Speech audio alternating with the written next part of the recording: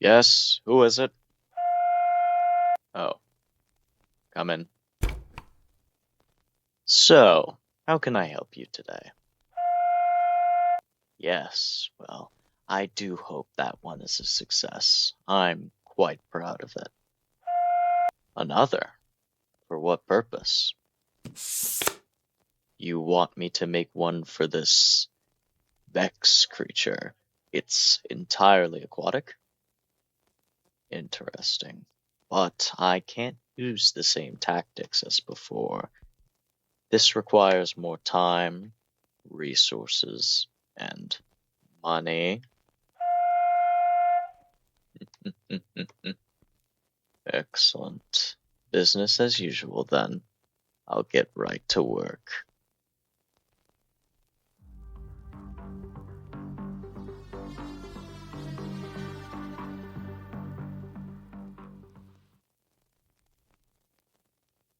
Vertebrates, an overrated aspect of the tree of life.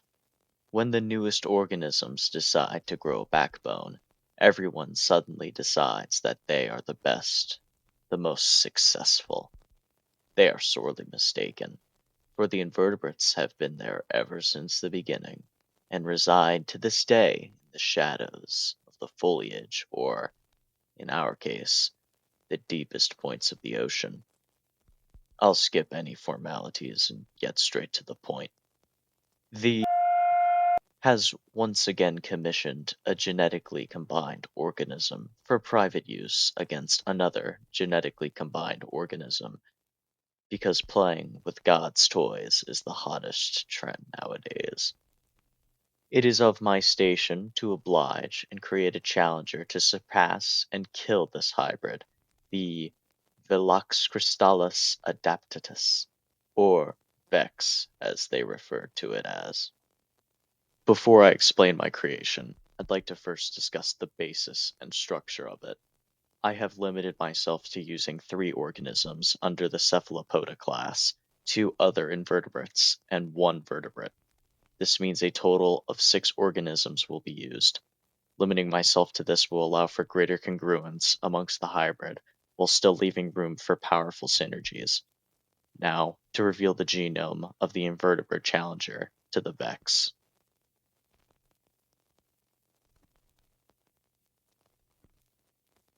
The colossal squid will be the base of this organism's genome.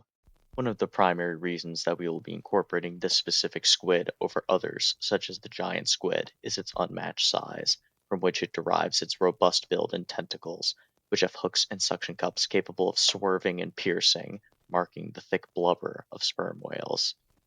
We will also be using the jet propulsion to quickly move around the water, albeit not very fast, but very important. Eyes and intelligence will also be implied, meaning binocular vision in low light areas and being able to comprehend what's in front of it. By using the colossal squid as the base of our genome, we are able to create an organism that is capable of surviving at a wide range of depths.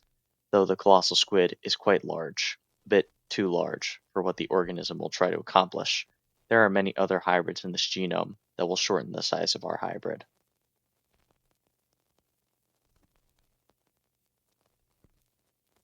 The giant Pacific octopus has incredible tentacle strength, able to crush and apply a force of 1,000 pounds per square inch.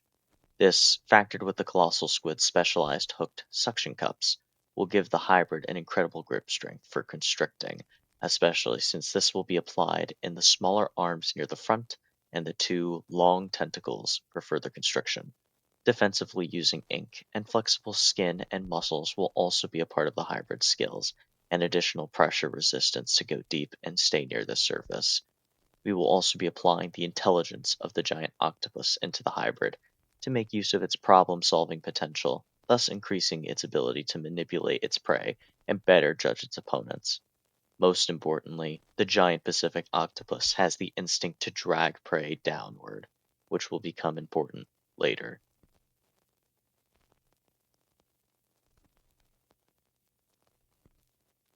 The Nautilus will give the hybrid protection in a multi-chamber shell, which improves buoyancy in addition to vertical movement for both deep dives and re-entry near the surface.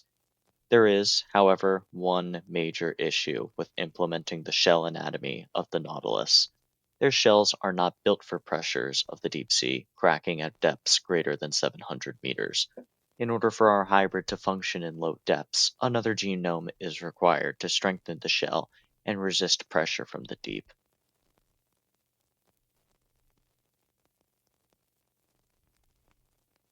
There really is no better option for shell reinforcement than the deep sea mussel. Unlike certain gastropods that require special bacteria to intake the waste of thermal vents, and the byproduct of this process, thus giving some tough armor, the deep sea mussel gains its shell from the surrounding water, using special cells and organic compounds to capture calcium and carbonate ions, and from them construct tough, pressure resistant shells fit for surviving the harshest conditions. The principal requirements of the process are an abundance of calcium carbonate and enough food to regulate their metabolism for proper shell maintenance. Seeing as calcium carbonate is virtually ubiquitous, the materials required are not an issue, much like the second requirement. With the hybrid now capable of survival at various depths, it can easily supplement its diet with a wide range of food, including fish and mollusks, instead of being forced to rely on volcanic vents and symbiotic relationships. Taking into account other aspects, such as the pressure-resistant proteins of the giant octopus and flexibility of the other cephalopod donators, means that a tough, buoyant shell will prove to be extremely beneficial, but simultaneously merely another component of an incredible repertoire. There is one issue, and that being that the shell will be heavy, even with the jet propulsion, many arms and tentacles, and buoyant sacs that allow the hybrid to still travel around without significant hindrance, but not at great speeds. But this weight can be useful in some ways, as I will explain later.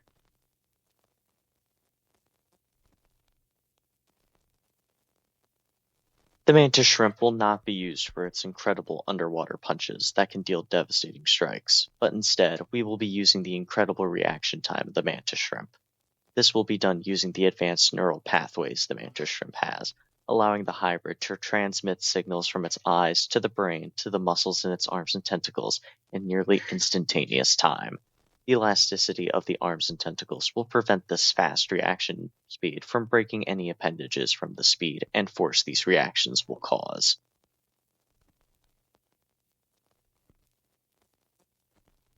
The final genome the hybrid will have is that of the lanternfish, the only vertebrate present in the hybrid. Similar to many of the other genomes present, this fish can survive close to the surface and deep into the ocean, but the main reason it is here is for predatory bioluminescence. The lanternfish have special cells called photophores that can create lights for attracting prey. It is also possible the colossal squid has the same photophores, but the lanternfish is specifically needed for using bioluminescence as a predation tactic. It is a very energy efficient way to lure in prey, and with the size and available area to illuminate the hybrid, it can be a very important lure for bigger animals.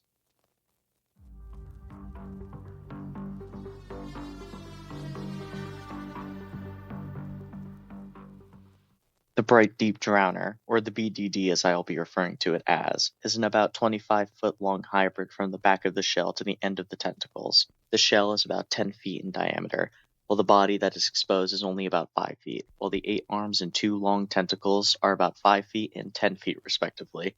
Each arm and tentacle is lined with suction cups with hook extensions for applying a grip of near Herculean strength, with strong and elastic muscles capable of manipulating and constricting prey and predator alike.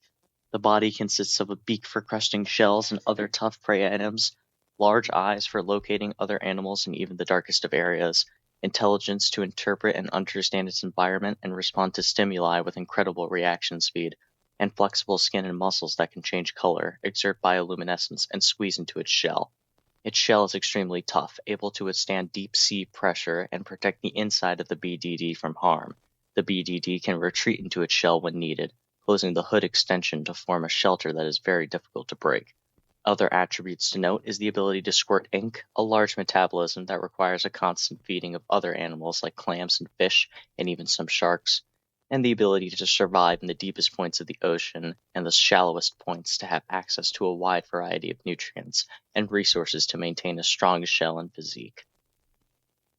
The main hunting method of the BDD is to grab and shred prey with their tentacles before bringing food to their beaks to eat.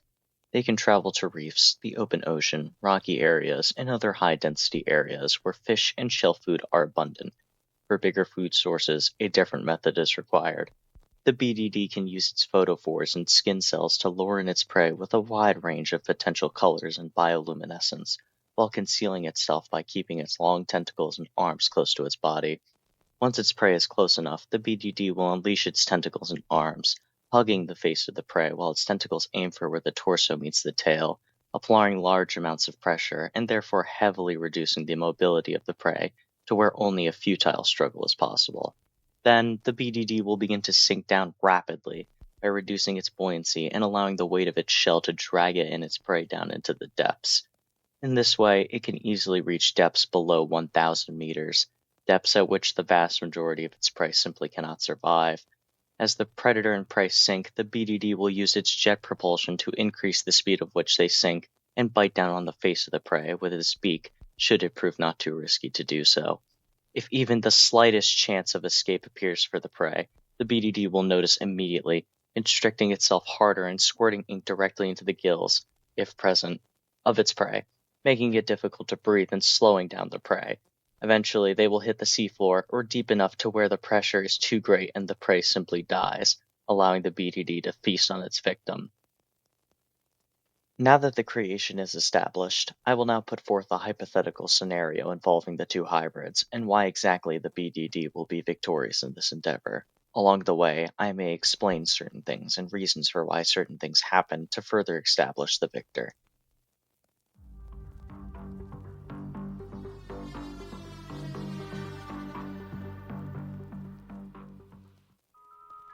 It's a cool, dark night in the ocean.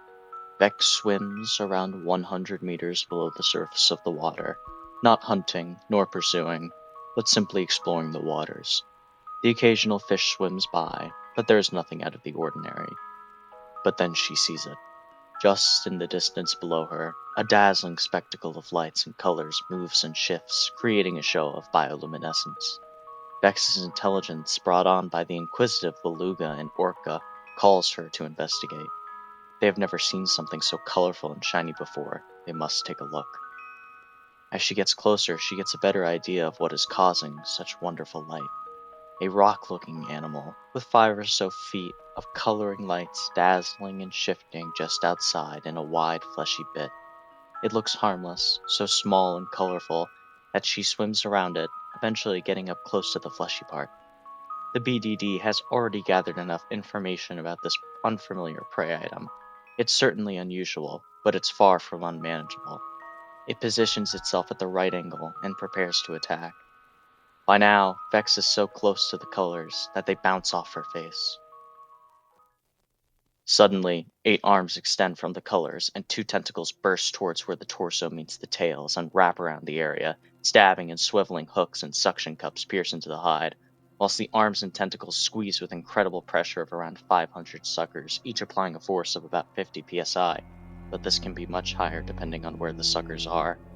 Before Vex even knows it, she can't see the dazzling colors anymore, but instead nothing but the feeling of immense pressure on her face, snout, head, and neck. Vex cannot open her jaws under this pressure, as she is using the saltwater crocodile's bite power, so it is assumed the force to lift said bite is very weak, even with an orca DNA. Certainly weaker than multiple thousand pounds per square inch. Going off the presence of this pressure, she switched to her gills as a breathing method.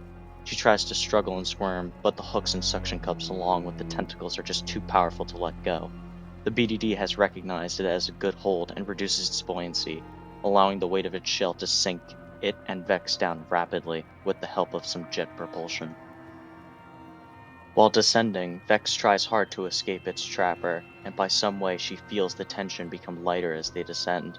The BDD will immediately recognize that she is becoming more prone to escaping, and constrict hard once more, swiveling the hooks and suction cups once more, and squirting clouds of burning ink directly into her sides and gills, causing major discomfort and trouble breathing. By the time they reach 800 or 900 meters, it's already too late. They have far exceeded the threshold of Vex's deepest depths for survivability. and the sickening pressure in ocean water eventually gets to her. Even if she escapes, there's no way she has enough energy or stamina to get back before the BDD simply recaptures her. As the predator and its prey reach the ocean floor, Vex is dead and now a food source for the BDD. Some additional things to note. While the BDD may attempt to try and use its beak to shear and rip parts of Vex's face, the thick skin of the hybrid would probably be too strong to bite through. This fight can also happen during the day, but it would have to be deeper in the ocean for the bioluminescence lure to be effective. And let's say Vex does manage to get away earlier before they go too deep. Heck, let's say she decided to retaliate. The BDD would sense the escape and begin to swiftly go into its hard shell, closing the hood and preventing Vex from retaliating. Eventually, she swims off. Unfortunately, once this happens one time, I believe the BDD can never again hunt Vex, as she will be able to respond or avoid it in their next encounter. But the marks and scars that Vex will have from the encounter will certainly be a permanent reminder that she is far from invincible.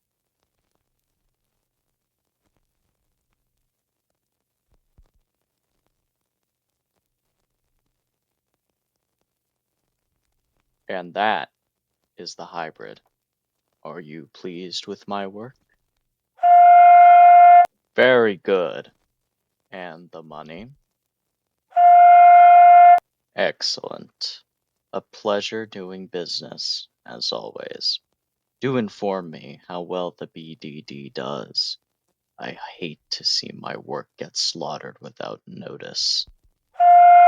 Kidding, kidding. I'm confident it will win. Very much so.